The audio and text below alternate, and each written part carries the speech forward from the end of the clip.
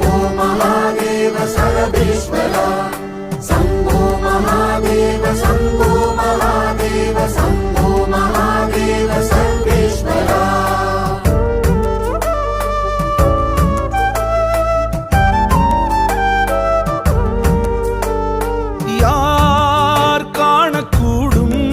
ஜகத்தின் மாசிலா ஈசனின் ஜாலத்தை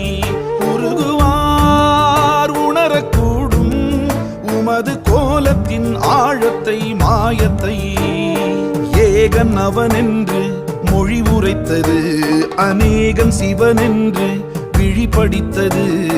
அந்த முகம் வேறு